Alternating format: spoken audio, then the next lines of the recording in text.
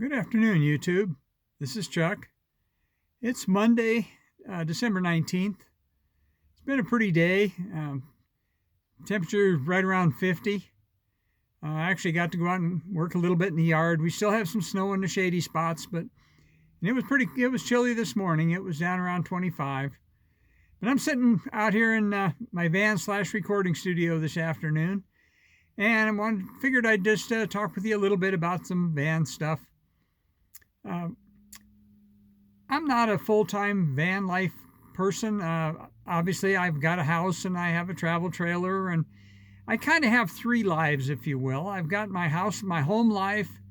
I've lived in my house for 46 years, and you accumulate a lot of stuff. I've got looks like a truck with a truck with a skid steer going by. Okay. School's not too far from here, and school just got out, so there'll be some traffic coming by. But I've lived in my house for a long time, and I've thought about going full-time RVing, and I've thought about moving. And when I first retired the first time, let's say, I've retired 5 times.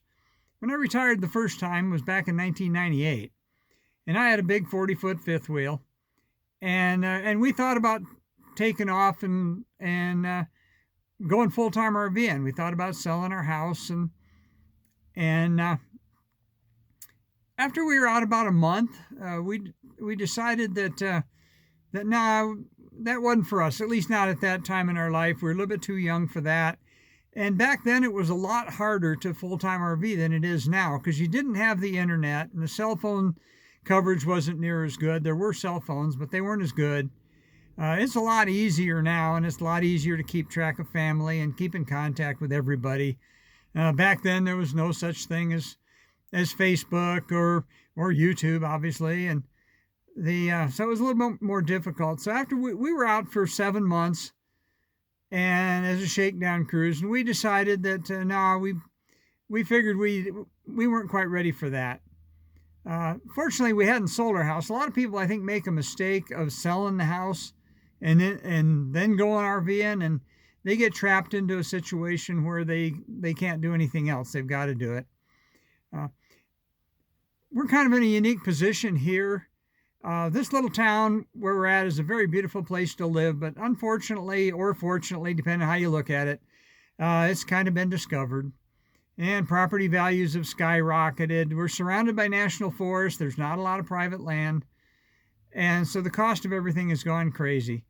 And what that means is it means the value of my house has gone way up. If I sold my house, I could pay off all my debts and live debt free, but I could never afford another place here. So I'm kind of stuck here. We like to jokingly say, we get to a point where we don't own the house owns us, and that's where I'm at. But I'm fortunate enough that I've got a travel trailer. I can go when I want to leave and I get the itchy foot or something. I can go. I've got the van here when I want to take off and go by myself. So I kind of have what I call my home life. I have my travel trailer life, and I have my van life. And the van life's kind of broke into 2 parts.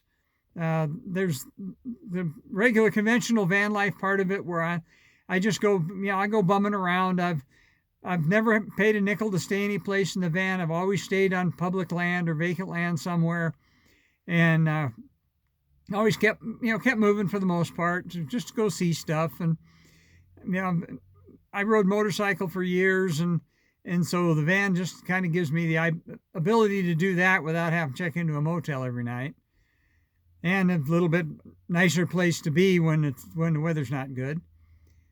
But I thoroughly enjoy my van life. I don't think I'd want to be a full-time van lifer.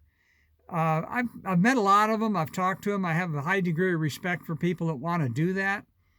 But there's a lot of people that don't do it because they want to. They do it because they don't have a choice, or they feel they don't have a choice. And I kind of feel sorry for people like that, because you can tell in 5 minutes talking to them that they're not happy. The people that live the van life because they want to. There's some extremely interesting people out there, and they have wonderful, great stories.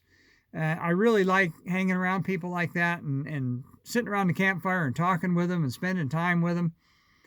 But the other side of van life are the people that are just on the down and out and don't know where their next meal's coming from, and and I people like that, they really probably deserve better in their life. I mean, I'm not one to be able to judge, but I think I have the best of all three worlds and the ability to go out and do what I want to do now. I worked hard for many years to earn the right to do what I do. But I don't want to get off on a ramble here. I just kind of some miscellaneous thoughts about the van and about doing what I do.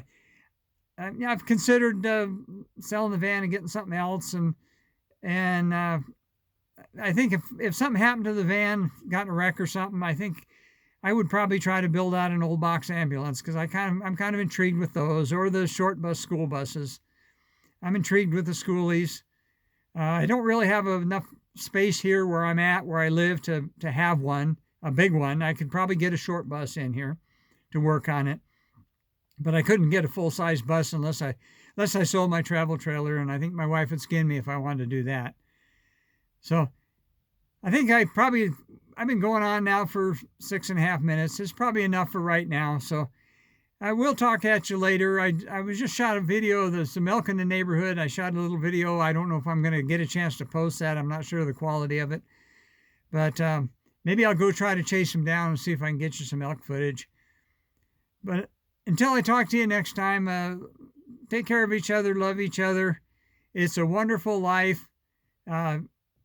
Remember, every morning when we wake up, we get to choose whether we're going to have a good day or a bad day, because it's all up to you. And I like to choose to have a good day. And the vast majority of the time, that's the way it turns out. And pretty happy with my life as it is. So have a blessed day, and we'll talk at you again. And with that, I'll just say peace out.